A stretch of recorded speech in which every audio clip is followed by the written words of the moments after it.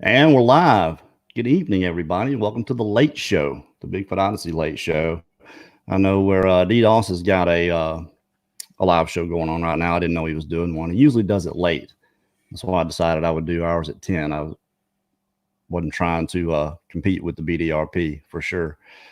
But they're having a nice little Dogman discussion over there right now. So if you're watching this after the fact, be sure you go and check out that discussion on the BDRP. My friend Russell, aka Mogollon Monster, joining me here tonight. There you go. I do it every time. What's up, Gary? Yeah, I had my phone on and it I usually do it. I've been doing it. I've done it with Daniela the past few times. You just forget. Which I thought I saw her in the chat. Hello I have there, to mute it. Miss Daniela. Iolo, how are you? There we go. But if you haven't gone and subscribed to, it's pronounced Mogollon. It looks like Mogollon Monster. Yeah, it's the L's are kind of like the Spanish so Mogi. And I don't know where they get the E, but some pronounce it Mogollon. I just go with Mogollon. Yeah, that's what I've heard is Mogollon. But if you ever told me to spell it, I certainly wouldn't spell it that way. No, if I hadn't already seen it, But yeah, go subscribe to Mogollon Monster. You just put one out. Was it yesterday? Today? A couple hours ago. Yeah. Today. Yeah, I know you've only got a few videos out, but I mean, you're having some pretty good people on there. Some good interviews, good discussions, and it's mostly people with experiences. Is that right? Yeah, be it ghosts, some Bigfoot encounters. Today's show was gentleman. He didn't have the experience. Well, his buddy did when they were hunting, and his wife or his ex-wife and his daughter had an experience. He had an experience. You've heard the stories where people are out in the woods and they find those tunnels in the shrubbery, and it just goes on for a while. Well, he came onto one of those, and he was going down into this, and he turned around, and he got a bad feeling in there, and just turned around and hightailed it out of there. But there were some good experiences he had. Interesting. I really enjoyed the interview. Well, I'm gonna go and check that out when we get off here. So I just saw him, that I went and got the notification. Something that I had to do with your channel, and I just went and did it, was re-hit the bell. I guess whenever I subscribed, I hit the bell, but I didn't hit. You got to hit all. If you don't hit all, you won't get all the notifications. Yeah. And the way YouTube used to work is people used to complain about not getting a notification. Well, whenever you hit that notification bell and you get a notification and you don't go to the channel to watch, if you do that like 2 or 3 times, it wouldn't give you a notification every time. Yeah, that's why people that have, because just think about that. If you subscribe to hundreds of channels, you'd be getting notifications constantly. Yeah, so that's the reason they did that. So then they came up with the bell. So if you want to get all the notifications from somebody, you'll get them all. If you do it do it the other way, then as long as you're going and participating in the channel, they'll keep sending you the notifications. But after a while, if you quit, they'll quit sending them to you. So that's kind of the reason they did that. I had to look into that. We're just doing a little back and forth here right quick. We'll let a few more people pile in. Like I said, Dee's doing a live. I expect we'll have a slow live audience here, but that's okay. You've got a few shows going on right now. You got Paranormal Portal. They're doing their show right now with Deb Varner. Yeah, it should be over though, right? No, it's Friday. Deb Varner's on, so they'll probably go at least 3 hours. See, I thought they only had 2 hours. So I decided I wouldn't do this on Wednesday and Tuesday or Wednesday and Saturday because of their time. So, wow, we got a lot of shows going on. But that's okay. People can come and check this out after the fact. What we're gonna do here is let you guys drive the conversation. We're gonna be taking questions from the jump right here. So if you guys have any questions, and we'll let you guys drive the discussion and drive the debate. Not that we're completely ill prepared. I'm sure we can come up with something. I just decided I would do this, while we were in quarantine, and I should have thought about all the other shows that everybody's doing, but that's okay. We're gonna have a good time with it. So let's go through and see who we have here with us. We got my cuz, hiking with Sasquatch Outlaw, Mr. Tracy Arnold. How are you, sir? Andy gone fishing. No, yeah, that was you earlier there, wasn't it? Yeah, Ray, I was not there. Ray Dahl. Always good to see you. Mike Kirkpatrick, my brother. Got a few more piling in. The Shutter, that was me earlier when I said, hey, y'all. I see a question from Smoking Joe. Smoking Joe. Let me scroll back down here. All right. Thank you all for joining us here. Who we got? Oh, wrong one. Carrie, this thing scrolls up quick. Smoking Joe. How do you get started in Bigfoot? How did I get started in it? Let's see. I'll go first. How did I get started in Bigfoot? I had a sighting, an encounter back in 2007. And that's what got me started really doing armchair research. I did it for probably, 10 years. And I had a lot of stuff go on in that period of time, dealt with a lot of anxiety issues. And then Linda and I, we'd known each other our whole lives, but we didn't really start dating until about 4 years ago. And it was her idea. I'll blame it on her anyway, to really start doing something with it, just to kind of get into the subject. And I got into it and started, I was going to start researching. I tried to research and then decided that I just couldn't do it. That wasn't for me. I'd gone out in the field a few times with crypto. I was actually a member of Crypto Reality. Still a member, just not an official field member anymore. And then I quit and I tried to do it on my own after that. And I just couldn't do it.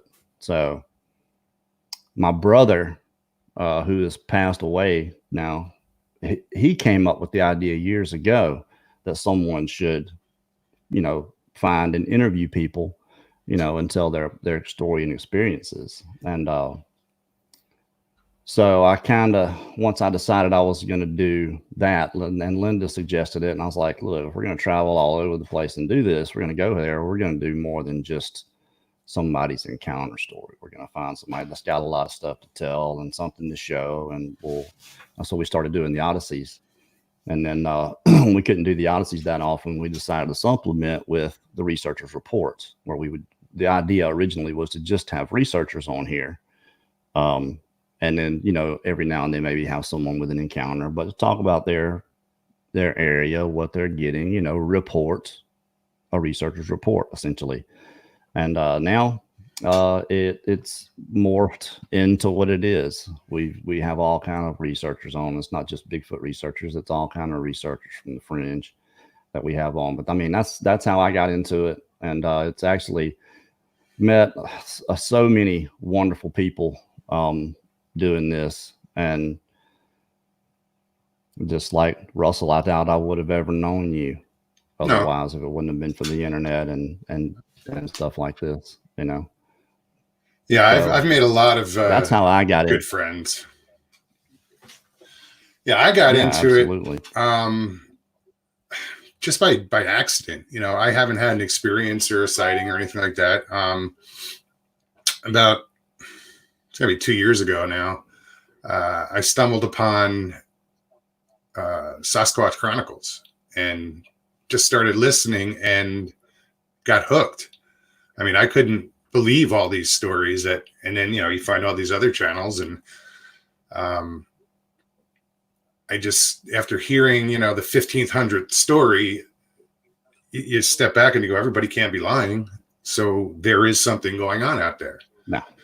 So that hooked me. I've had paranormal experiences, so I already believed in that. So why wouldn't I believe in something that's probably flesh and blood and, out there in the woods?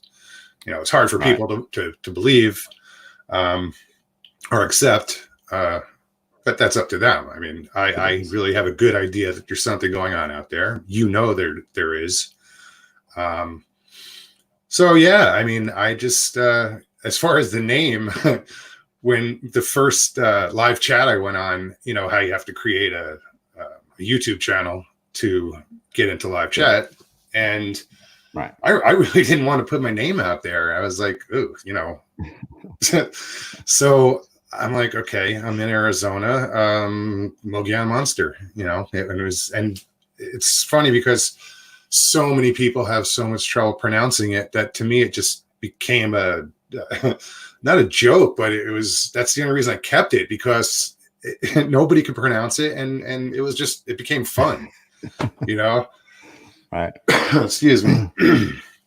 So, but yeah, like I'm getting, like I started, Mogollon Monsters, Facebook page, and recently I'm getting invites to do some research and stuff. And yeah, I will definitely get out in the woods, and I'm not afraid to, it's not going to keep me out of the woods. I know, it's because I haven't seen anything. I haven't had an experience. So, if I do have an experience, it might change my opinion, but until then, I'm in the woods. I'll go out there, no problem. Yeah, I think it depends on how it happens, and to me, it's very rare to find someone like you that gets into the subject and does anything of merit, creates something out of it just purely on interest. Normally you see people that create channels, or for whatever reason they get into it, they do research, they get out and try to find, more information about Bigfoot or spirits or ghost hunting, whatever they do. It's because something happened. They had an experience and they want, and which to me, I don't know. It depends on the experience, I suppose. It took me a very long time to get around to doing anything of note in the subject. And it's because there's no way I would have ever been interested in it otherwise. I was just completely different. Yeah, I mean, I'd seen the Patterson Gimlin just like everybody else, and as a kid, and I didn't put much stock into it, and I'm 52 years old, and it wasn't until I was 50 when I really took notice, and by accident, and I'm hooked. I mean, I listen to stories every day. I go to sleep to them, be it Dogman encounters or whatever. it's almost background noise. It's on constantly. Right. But yeah, I'm just fascinated with it. And, I started my channel. I wanted to start my channel, and I kind of got pushed into it, like right after Daniela had invited me on to Hidden Existence. Yeah, I know. I think I might have pushed you a little bit. Well, no, a lot of people did. And it was like, strike while the iron's hot. So I did. And I'm fumbling my way through it, learning, the video I just put out, like I said earlier to you, it was the first time I've done, used Skype, and I screwed up here, did something there, and I just let it go. I mean, it's not about me. It's about the person telling the story. And that's all that matters to me. As long as he got his point across and his story across, right. I'll learn, well, there's a learning doing curve. Anything there's plenty of people out there that are interested in the subject. And once they find you, that's the thing, is getting yourself out there. Sometimes it takes a while. And there's certain little things you can do to have YouTube help you out, which I'll talk to you about after this. Absolutely. We have Andy Gone Fishing has a question here. Russell, what's your thoughts on little feet or little people having Indian folklore lure, especially in my family? Just curious. Thanks and enjoy your show, bro. What do you think about I don't know anything about that as far as, the Indian folklore. I've just a few stories that I have heard, about on YouTube. I didn't know there was any such thing. But I didn't know there was Dogman either. So, you think for a second about this small hairy person. If you saw one of those and you were, or heard about it, a Bigfoot enthusiast, what are you going to say? I saw a baby Bigfoot. Exactly. You're not gonna go there. Or if you see somebody sees a 4-footer, where do they go? The first place they go, oh, I saw a juvenile. Yeah, that's exactly right. So it's I can see how those could be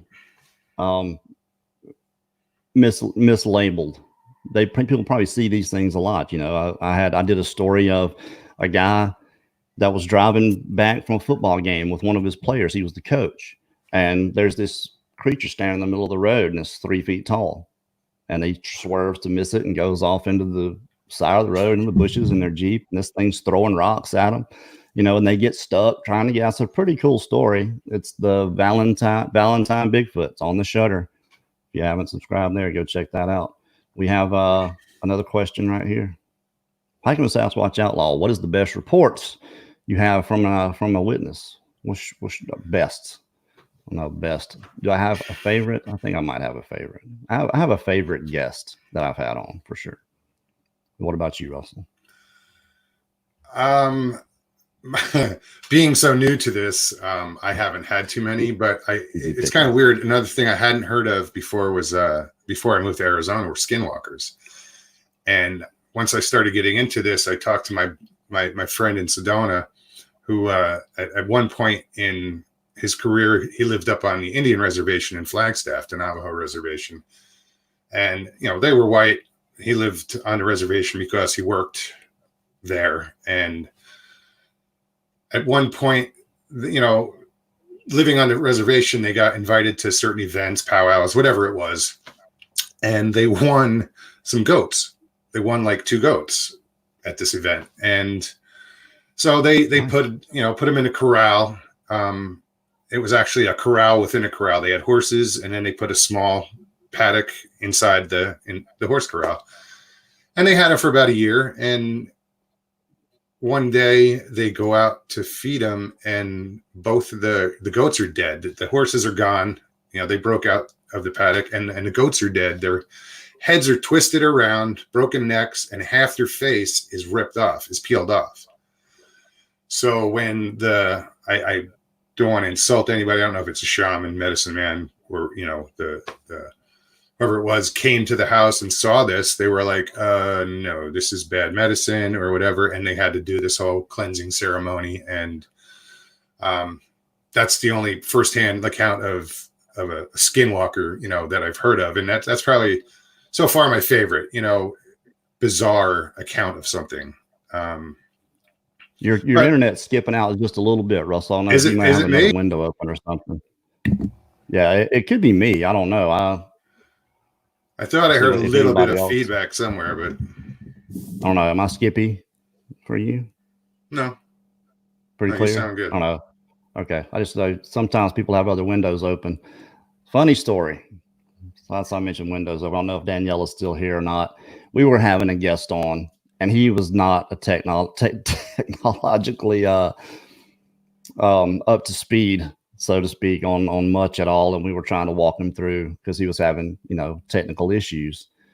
And he was in backstage with us, and we were trying to get, all this stuff worked out. And Danielle asked him, she said, well, do you have any other windows open? And he looks around, he said, no, all the windows are shut. That's awesome. It was a delightful moment. That we didn't say anything. Daniela she just laughed, and then she had to do her little stop cam. When you do this thing right here, sure, because she was dying laughing. And when she starts laughing, she makes me start laughing really, really hard. So that was he's a good dude. He just didn't know. That's all it was. No, that would be something I would do. Well, I've had doors closed. I've had favorites on the show. I've got my favorites. I like having Ron Moorhead. He always is very challenging. I like having Wes Germer when he comes on, just because they end up being there's always something to talk about there. But one of my favorite guests was Edward Monge. That his show was that he did with us was he'll bring you to tears, just the way he talks. Anybody goes to check out the show he did with us. Yeah, so I would say Edward Monge, Justin Chernopesky, and I mean not just because they're big names in it, they're just interesting to me. I like having those guys. Mike in chat. He's been on. I've had him on twice. Mike Kirkpatrick. He's got some good stories. I mean, you read one of his. You read his Bigfoot encounter. I think we're going to do a show where he tells his own story about that show. about that incident. I also I interviewed somebody that actually Terry Davis, a while back. Yeah, I used to work with his son. Yeah, yeah. He had contacted me. I guess he saw me on Hidden Existence, and that was an interesting email. He was like, Terry's a good dude, man. yeah, He had a UFO. He had a UFO encounter. Terry did, and it was. I mean, you're talking about he's real good. He's a good man. He's a straight up guy. You know, his son his son was actually my boss. He was just under the head boss, but he was still ahead of me. I was a supervisor, and he was the manager there.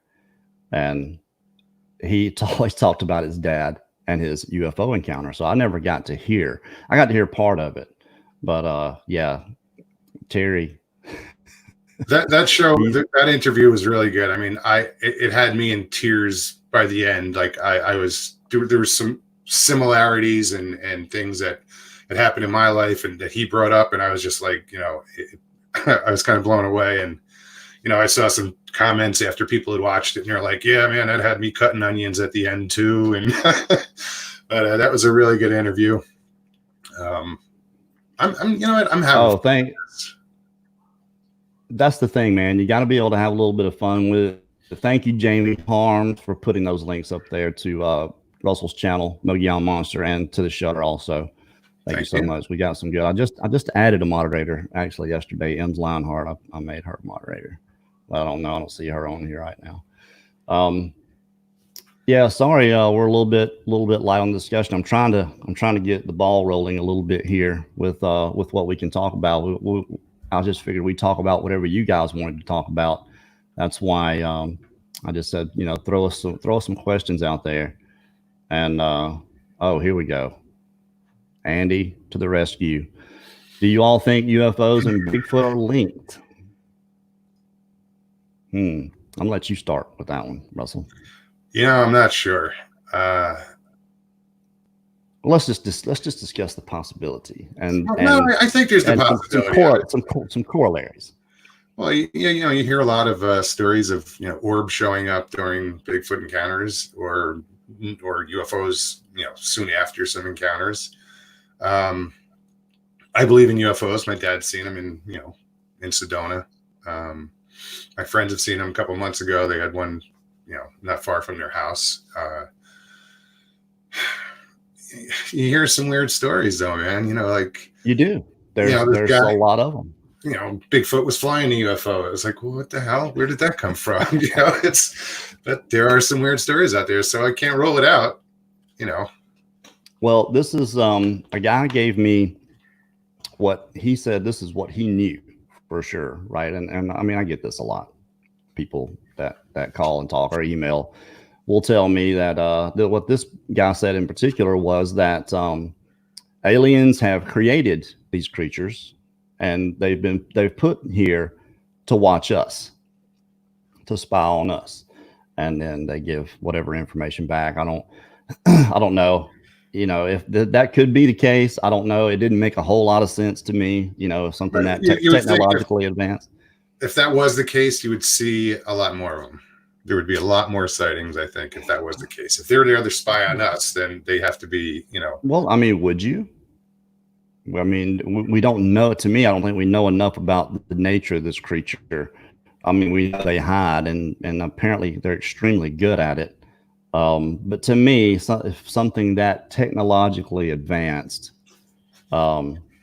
create another creature to spy on you, I mean, you would think something like that would be able to watch you from 1,000 miles away and listen to everything, So it was, I didn't really buy it, but you do hear a lot of these stories. A guy hunting with his son, and they're coming out. The sun's coming down. They're going down the little 4-wheeler trail, walking out to their truck, and they see the lights come overhead. They don't hear anything. Says they both stopped. It goes maybe 100 yards ahead of them, stops. This beam of light comes down, and as soon as it hits the ground, it's shining on 2 Sasquatch standing down there. And then he said it shined for maybe 5 or 10 seconds, and just really quick, and then everything just, all the lights just went out completely. So I don't know what was going on there, but I mean, the guy, when I talked to him, was this may be a story that I actually write and put out there on the Shutter and talk about this crazy UFO experience with Bigfoot. But you hear about it all the time, people that have seen Sasquatch with UFOs together. It's wild and out there. Well, there's also this story that I you guys have heard. I don't remember who put it out. It might have been Sasquatch Chronicles, and the guy was out in the woods where he was fishing, and I think he was on a motorcycle, and there was a baby Sasquatch stuck in a tree, and he didn't really touch it or get it out of the tree, but two other Sasquatch showed up to get it out of the tree, and when he gets back to his bike, there's an old woman sitting there, or like maybe had gone twice to that place. And he starts talking to this woman, and he's like, oh, she goes, you must be the person who helped the baby. He's like, what are you talking about? Well, the Sasquatch that was in the tree, I heard, they told me that you helped. And he ends up going back to the house, and there's baby Sasquatch in the house. And as part of the story, she said at a certain age, they go back with the store people. So I don't know, you've never heard that one before? I know people in chat have. I forget who put it out, but it was an interesting story. But like I said, Ariel Lopez has I'm sorry, go ahead. No, go ahead. I was gonna say, Ariel Lopez has a question we're gonna get to here in a minute, but I want to cover this one right quick. If y'all had any run-ins with governments, agencies while out researching the subject of Bigfoot? I'm not a researcher. I tried it once. I didn't have a run-in with the government, but I think my phone has been tapped. I think people listen in to me. I've had several strange things go on with my phone. They could be watching right now. I really don't care if they hear what I have to say. I'm pretty out there in the open with what I think about things. So it doesn't bother me if they want to listen in, fine. But yeah, I think someone has listened to me before, whether it's government or whoever, I have no idea. But yeah, and I'm not a researcher, I'm just trying to give people a platform to tell their stories, be it, paranormal or cryptid or whatever. But yeah, I have some places I want to check out here, and I go up to the Mogollon Rim, and I do some fishing up there, and I find that I go for fishing, and I end up taking a walk to just see what's out there, looking around since I got into this subject. And I mentioned in the video I did today that I released today, just up the road from me is a state park, and I went on the BFRO website just to look for occurrences in the area, reports of stuff, and there was actually in I think 2006 there was a report from the state park, and I was up there fishing last week, and I found this spot I had never been to, but there was like a sort of like a blind shelter, there was a down tree with sticks leaned up against it, and I couldn't help but think that it was man-made just because it's a very heavily traveled area. But who knows? I mean, I have some pictures of it. And I know there's deer. There's a lot of mule deer in that area. It's a riparian area. It's right on the Verde River. It's a 200-mile river that cuts from, northern Arizona all the way down to central Arizona. So there's a lot of, it's just definitely an area where, something could survive, no problem. I don't think there's an area around where these creatures don't inhabit. I really don't. I think they're everywhere. I mean, I think West Texas and the desert and maybe parts of Arizona and New Mexico, just because there's no habitat there, I think those may be bare, but I think for the most part, these things are all over the place. I think they're right here. I like to go out and just film things for a background for the Shutter. And I was going back in these woods back here to do it, and I wasn't going to go far because it wasn't afraid I was going to see anything. I was afraid I was going to find evidence. I was like, I know I'm going to find a tree. I just know I'm going to find a tree structure. Yeah, I know I'm going to find a tree structure back here and confirm everything that these things are out here. But I did hear the knock one day. I was cleaning out the back of my truck, I was right out the front here, and I heard the loudest knock. I mean, it was so loud. One single knock, baseball bat on a tree, hard, pow. And I just, and it sounded like it was maybe about 150 or so yards away, right back here. And I didn't even look up. I was cleaning trash out of the back of my truck. I just kept cleaning, and I got up and I went inside. And I don't remember if I came back out for a while. But yeah, so going out here and filming in broad daylight, like I said, I'm not really worried about running into one, but I just keep thinking and looking around. I'm like, I know I'm going to find a tree structure or something, some kind of evidence, and I might have to film it and start showing people. And that may be a whole other show. I don't know. We got this one right here from Ariel Lopez. What's your take on Dogman? Oh boy, you go first. I'll go first with this one. Dog, you know what the way I used to feel about Dogman, because I knew for sure Bigfoot was out there. You know, it all started making sense how it could be possible. You know, just once I knew they existed, the questions have answers. So I was able to start putting together how it was possible that they stayed hidden and concealed, and I have my own ideas about it. Well, once I started hearing about Dogman, I think people are just seeing Sasquatch. There's and mistaking this thing for Sasquatch, and then because of, you know, the prognaathic head that Sasquatch can have, you know, with the long mouth, the ape-like head, ape-like face. It's like they're just mistaking that, you know. And then you start talking to these people that see a dog's head, a Doberman style head on a Bigfoot body. Some of them have regular Bigfoot bodies. Some have the digitigrade legs, you know, the haunches, yeah. Dog, you know, legs, walking on 2 feet. A guy down in Florida said, you know, it was at a park watching one of these creatures. He said he watched it for 20 minutes, and it was watching some kids play in the park, and he's just sitting there petrified. He said, I didn't want to move. I didn't want to go to it. I think he called the police, and then the police got a hold of the people at the park, like the rangers or something, and some biologist comes up and talks to the guy and convincing him that that's not what he saw. You know, he was pretty adamant that the biologist knew, you know, that they were out there. You know, Mark Zasky went through this with biologists out there that were just so adamant that those creatures are just not out there. You know, trying to talk him out of it and convince him that they weren't there when he'd been out there seeing them, filming them, experiencing them. You know, the full gambit. You know, hearing them, smelling them, seeing them go through there, and having that experience. And to me, it just seems like if you went to an official and said that, if they just knew for a fact in their heart of hearts that there was nothing like that out there, why go to great lengths to convince you that it's not? You know? Yeah. If it was me, I'd be like, okay, more power to you, buddy. I hope you find all of them. You know, best of luck to you. But, you know, to be so adamant about them not being there and trying to convince you that no, they're not there, that's not possible, that's not real.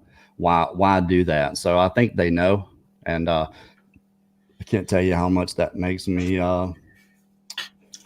angry. Want to stay out of the woods more? It does. You know, well, just because they have answers that could help a lot of people, and help a lot of people, save a lot of people. I would say that, at least from some trauma. You know, let us know that. Let us know what you know. We'll decide for ourselves if it's dangerous. When I first heard about Dogman, I was like, oh, what the hell is this now? You know, I'm still trying to wrap my head around Bigfoot, and you're going to throw Dogman at me? Like, what? But again, just like with listening to all the Bigfoot stories, listening to all these Dogman stories, you know, like with Vic Hundiff and you know, Bigfoot Dogman encounters, and everybody can't be lying. You know, it's just what it comes down to, because there's a lot of similarities, you know. And I find listening to who am I to tell somebody else what they saw? Absolutely. I mean, but I hear these stories, and Dogman stories are a lot more terrifying than Bigfoot stories. You know, there's just something that scares the hell out of you listening to these stories. Just listening to them, not you know, forget experiencing them.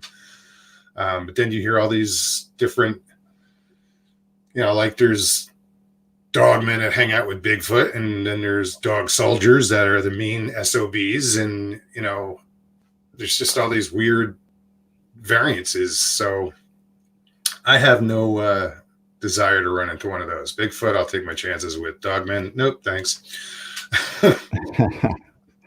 Well, when I talked to the Omahas, the Omaha Indians, and they talked about Dogman, the way they see this creature is it's a protector. There's this what they call the path, which I think is just another plane or another realm of existence. And they say, where the veil is thin is where you see these creatures, and they're the protectors of the path of that plane. That's what they say these creatures are. So you can see them. You're not ever going to come in contact with one, or as far as they're concerned. But in places where that veil is thin, and wherever that is, and there happens to be one there, you can actually see them. And so I guess if anything happened, if you ever saw a portal and you were able to go through it and over to that other dimension there, Dogman's going to take, and he's the doorman. He's going to throw your butt out as far as they're concerned. So that's kind of how they see that. And that actually is more believable to me than it just being something that spawned up naturally. It doesn't seem like that to me. It would be a natural creature of this world, half dog, half man. It's just too hard for me to grasp that nature would make something like that. I don't know, but who knows? Nature made a platypus. Could be absolutely. I was listening to Trinity Parrot Cryptid the other day with Tex and Jason, and they had Vic Cundiff on, and basically he said that they just like to scare the hell out of you. It's not even about there's just so many instances that they like to mess with you. That's evil. To me, that's evil. A demonic entity, spirit, something that thrives off of fear, a negative energy. Because to me, that's what fear is just it's not positive energy, it's negative energy. This is everything bad. It's the worst feelings that someone can have, as far as I'm concerned, aside from pain. And to do that just to see how someone reacts and get the fear out of them is inherently evil. Yeah, I don't know if I had mentioned one time on your show last time, or if Daniela's show. I was fishing down at Dead Horse Ranch State Park, and we were catfishing, my dad and I, and the park ranger came around, and he was checking licenses, and I was gonna pull him aside and say, hey, what's your thoughts on this? But he kind of got busy with the people next to us. I guess they didn't have a license or whatever, so he was fining them, and so I didn't bother him. But as we were leaving, my dad and I, we got in our truck, and the ranger's Jeep was right next to us, and we were backing out, and he was walking to his vehicle. So I was like, hey, Dad, wait a minute. I got to ask this guy something. So I call him over, and he's about 15 feet from the truck. And I'm like, excuse me, can I ask you something? He's like, sure. I said, what's your take on Bigfoot? And of course, he just starts laughing, and as he's walking over, and at the same time, I looked at him, and my dad looked at him, and we were both like, no, I'm serious. I said, I'm serious. And my dad said, he's serious.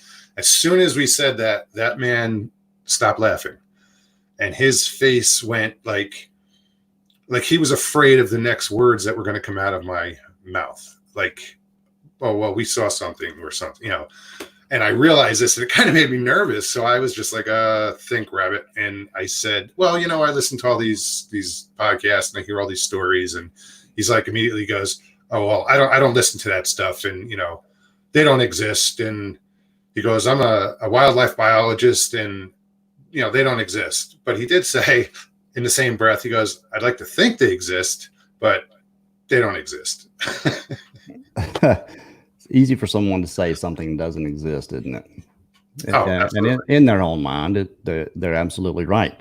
When you're talking about Bigfoot, it's so hard to understand how it's possible. And all it is to me is a basic misunderstanding of the nature of the creature. When you think about something that's not human, you're not as a person, initially you're not going to a place where, okay, this is a thinking creature that's working things out and could have an agenda, something with free will. We think about animals in the woods. If they're out there, we should be able to fool them, at least. We should be able to catch them. And that's not the case with this creature. It's obvious that that's not the case with this creature, because we would see them more often. We would have a lot better evidence than we do. So it's obvious to me that this is a thinking creature that's working things out, that can plan and communicate with one another verbally, that can modulate and have a language and talk to each other, just like another race of humans. I know they're not human, as far as we're concerned, but there is something similar there. As you look at human-shaped feet, human-shaped hands, hooded noses, those are human traits. We're not talking about, divergent toes or anything. These are, for all intents and purposes, big, hairy humans. And I think they process things a lot faster than we do, and just know their environment better than we do, have everything over us. When I talked to Zasky, and he saw the one, and he saw how it moved, he said, Kerry, you wouldn't believe it. It was impossible what I was seeing.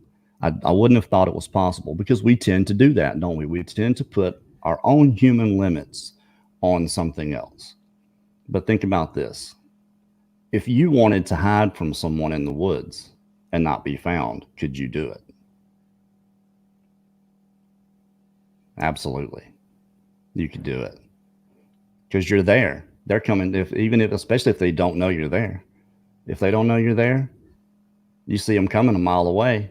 What do? All you got to do is leave, go somewhere else, get down low, get in a thick patch of bush, because they're not going there. They know us that well, our tendencies. What we tend to do is not go off the path. And it's the people that do go off the path, especially hunters, that end up running into these things usually, if they're not coming to you.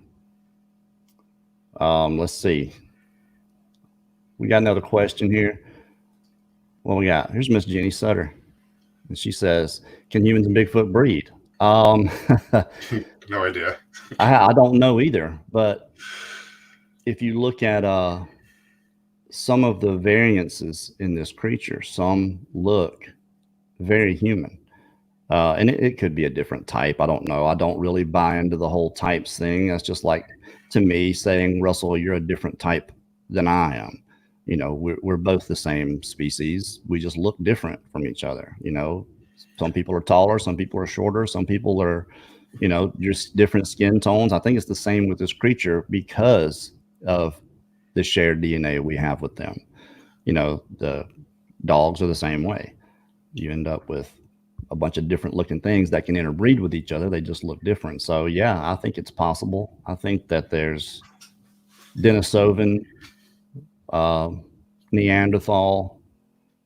Well, there's also that story out of Russia from, I don't know how long ago that was, where they had captured the female, and that was in the 1890s. Yeah, and they made it, they let people, have their way with her, and right. And offspring, came of that. I mean, some of them, she went to the river to wash them or whatever, and right. by accident killed a few, but there were, I forget, I don't remember her name, what they called her. And Zana. Okay. I knew it was a Z. Yeah. So I got a picture here. No, I know I don't. Well, I think still got the pictures up that Daniela made for me. Someone, I saw another question here, but you're right. I think it's absolutely possible. I think it happens. I think possibly even women back in the day had been taken and bred with Sasquatch, probably against their will. I can imagine. A lot of people report seeing this creature as a large Indian, a large Native American. So, excuse me. I know that's terrible. I saw another question here earlier from somebody. I'm sorry, y'all. All I'm doing is looking for caps. I'm not really reading anything else. If there's another question, I usually go back through, like I went back through the chat last night, and there were a bunch of questions that people had that they weren't capitalizing the whole thing. So it's just, you skip over them here because you're looking for the other questions. And some people just make their comments in all caps, which is like Andy, essentially yelling at everybody. She was human. Oh, Zana was human? Yeah. Well, we don't know that. I mean, they did the DNA study on her son, Kavitz, when they pulled his skull out. And I mean, you can look at that skull of his, and they said it was extreme variation of the human norm. Yeah. Very, very extreme. Have y'all heard of any encounters of larger beings of 9 foot or taller? Yeah, Sasquatch. Absolutely. As a matter of fact, I've got a picture. Y'all probably not gonna be able to see it because of the format. I didn't change the format, so when I put pictures up here, they look really, really small. I've heard a lot of stories coming out of Alaska that, you know, where they have the giants, the bigger Sasquatch, 10 foot, 12 foot. I don't know if you guys can see that. Can you see that? Can you see my cursor on it? Or no? Probably not. But all it is a little head poking out there in the center. The nose and the eye, and yeah, all you see is his nose, his upper lip, and then a little head. It's a little gray thing right there in the middle. It's just a head poking up through the bushes. You don't have any context, so it's really hard to make out. Mark Zasky took that. But that's just not clear. You can't see that it's anything at all really from here unless you know what you're looking at. But yeah, that's right at 9 feet where that head is poking up out of the brush there. And when he and Melanie go, and these things are smart, man. In the morning when the sun's coming up, that's where they would get, because the sun would be shining in, toward Mark and Melanie. And so they couldn't see anything that was going on over there. One of the best images they got, or videos they got, with the one that's blinking. And if you've watched Crypto Reality All, he's got it in the intro. So there's the bushes, and there's this hole in the bushes, and there's just this face in there, and you couldn't, if it didn't blink, you would never know it was there. It's just gray, and it's got very long upper lip and a big old nose and huge eyes, and you see these eyes blink, and as soon as you see it blink, it's as clear as day what you're looking at.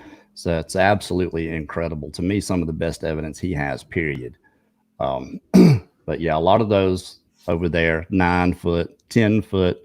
Who was the guy? Fred, can't remember Fred's last name. Talked about seeing 2 20-footers and how they measured them or so, whatever. I don't know, but I mean, those are that's insane. 20-footer. And so you tell somebody that 20 foot. I'd say you saw one that was 15 foot tall and weighed 2,000 pounds, and the first thing they're going to ask you is, how can something like that hide from you? And again, that's just not a very good understanding of the vastness of the United States and how easy something like that could possibly stay away from you, especially if they were on the ground all the time, directly in contact with the ground. Not just that people think that Sasquatch should exist. It should just be up walking through the woods and we should see it. It's just not what they do. I think to me, they move on the ground. A lot of reports of them being in the trees, spending time in the trees, That's right. I think they do that a lot. Carrie, why do you think Bigfoot males take men? Jamie, aside from food, I wouldn't know. You hear Mooshalat Harry, the story of Mooshalat Harry. I've got that one on the shutter actually. And Albert Ostman, these guys get picked up. It's studying the possibilities here. There could be a lot, but when you get into the nature of this creature, again, not really wanting to have a lot to do with us. Why would they take someone that's camping out in the woods, grab them up in their sleeping bag and take them like they did Mooshalat Harry? He grabbed this guy and he takes them. The sun comes up. He's in a valley, just like Albert Ostman. And he looks around and there's at least 20 Bigfoot just standing there looking at him. And all he's got on is long handled underwear, and And every once in a while, one of them would come up and grab it and pull on it like it was his skin. You know, they weren't trying to hurt him or anything, but he said they were of all sizes, but the males were in the front, and behind them were the females, and behind them were the kids, the children. And he says that he was there for 2 days. And when the first day he was there, the sun comes up and he looks around and there's bones everywhere. So he's thinking immediately, these things are going to eat me, you know, but I mean, they never did. And I think it was after the second day, he said interest in him started to wane a little bit. And he just jumped up out of there and took off running. He ran. His camp was just a few miles away. His boat was cached 12 miles downriver from where he was camping. He ran right straight through his camp, ran 12 miles to his boat, rowed himself 46 miles to a missionary. I can't remember the missionary's name, but he completed the story. He said when this guy pulled up, it was 3 o'clock in the morning. All they heard was some screaming. When they get down there, this guy was just wasted. He's just completely and totally exhausted, laying in the bottom of this boat, and they get him up and they bring him in and then nurse him. Takes him 3 weeks to nurse him back to health. But at the end of that 3 weeks, he was a Native American man. At the end of that 3 weeks, his hair had gone completely white, just totally white. And he left all of his stuff out. He was a trapper, and left all of his stuff out there. And it was the missionary guy that was actually telling the story of it, the second part of it. And he never left that mission for the rest of his life. Never went back in the woods again. He stayed right there with them for the rest of his life, which was like 30 something years. So, I mean, is a priest, this guy's a priest. And it's weird because you would think if they were taking him like with Ostman and if they were taking him for food, they would kill him right off instead of bringing him into the camp and like showing him off.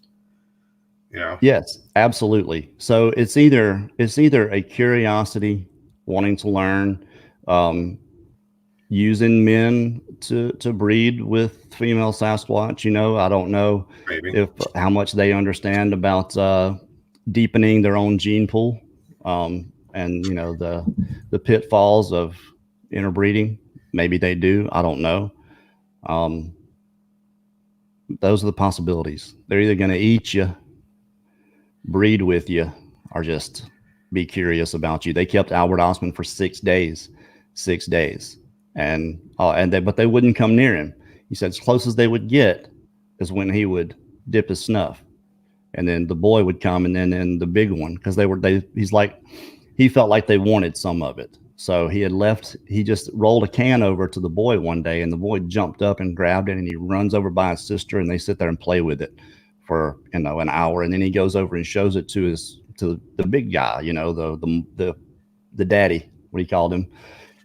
And the daddy takes it and licks the whole inside of it. So that's when he gets the idea, you know, I'll take some of this snuff and feed it to him, and that'll kill him for sure, you know. And I won't feel bad about murder is kind of the way he was putting it.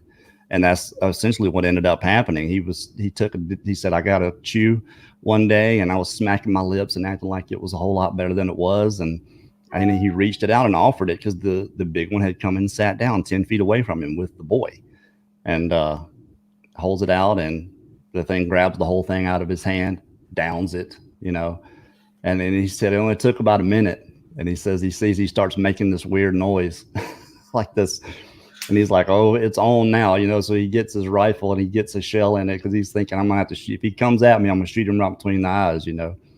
And all of a sudden, there's some coffee there that's still got the grounds in it, and it's done gone cold. He downs that.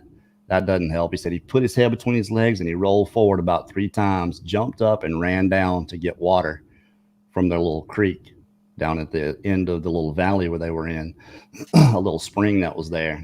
And that was his chance to get away. He slipped by the big female, and then she was right behind him. He turns around and shoots, and then she didn't like that. So she turned, and he ran for like 3 miles before he stopped. But it's a lot more detailed than that. But that's essentially, you know, what happens with Albert Ostman. But why did they take him to begin with? You know, the way he told the story, when he got there, it was like the mother, what he called the old mother, was upset that daddy had brought this thing home, and daddy's sitting there chattering with each other, and dad's waving his arms. You know, he felt like, well, he's explaining what his plan is right now with me. So, but he said the whole time they were there, they never ate meat and never used any fire. But, you know, that's not to suggest that they don't do those things. He said he never saw them do it. So, well, all right. You know, Ostman was fortunate enough that, which I never heard of before, except in this story, where he had all his stuff. He had his gun and everything in his sleeping bag.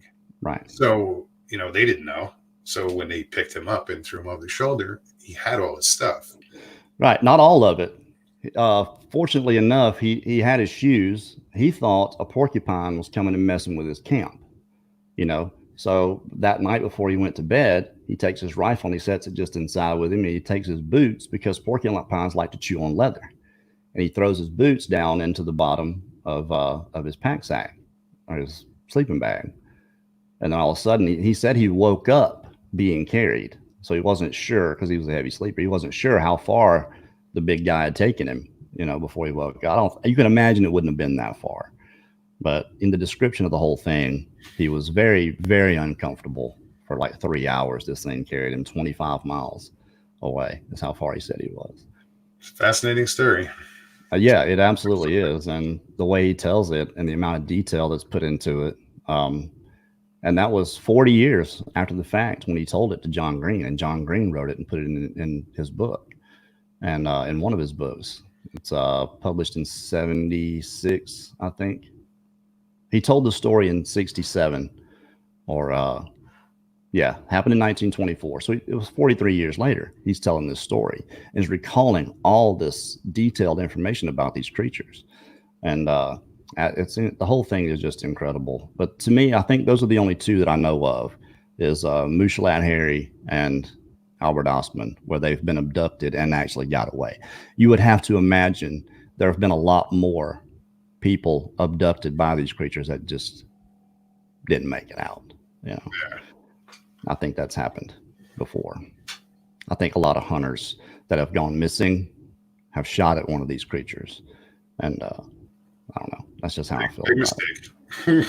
Let's do this. Let's. I said I'd keep this to an hour. We've got a pretty decent crowd here, actually, at 203. But we're gonna keep it to an hour. There's a bunch of other shows on here, and so we're gonna take. We'll take another question real quick, and thank you all for joining us here. So we got. I just happened to see this one because it wasn't in caps. No, that's not it. Here it is. Carrie, why do you think they do that? It really makes me AD. Miss Elvero. I don't know. I guess we're talking about taking people, I suppose. Listen to that. No cursing, please. Yeah, not that we are holier than thou here. I've got some language issues sometimes when I'm at work. I work in the oil field and work about a bunch of kids that like to drop some cuss words. So you kind of pick it up while you're out there working, but we try to keep it off here. We try to keep it family friendly for sure. But all right. Well, I don't see any more. Yeah, I don't see it either. Well, Russell, thank you for joining me here. I'm not going to have a late show tomorrow night. Brent and Don's doing their 2-hour show on the Paranormal Portal. We'll be back here Sunday night, 10 o'clock p.m. Central. Someone contact me if you want to come on. Well, I'll have you on. I'll thank you, Russell, for coming on and having a discussion with me here. If you're not subscribed to Mogollon Monster on YouTube, go check it out. It's very interesting what he's doing. Not much different than what we do here, except he's got different guests and they have their own stories, and it's really good.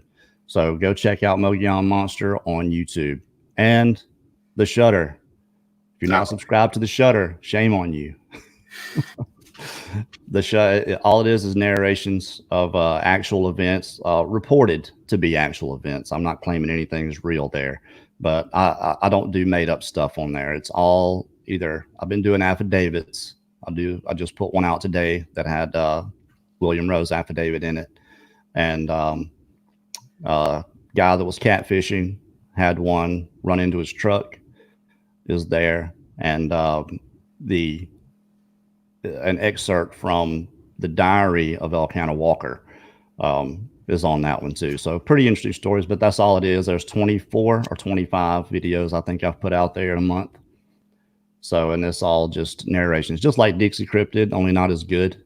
So thank you for going to check that out. I certainly do appreciate that. So that's it. All right. Well, we're going to cruise on out. Thank you, Russell, once again for showing up, man. You're welcome. So much, man. Anytime. Well, I want to have some fixtures on here, and I was thinking you and DDoS and some of the other guys that bring good discussion. We'll just make fixtures on here, so that'd be awesome. Definitely see you back here for sure. So thanks for joining. Thanks everybody for coming in. Good Y'all question. have a good night. Yes, we'll see you guys Sunday. Peace.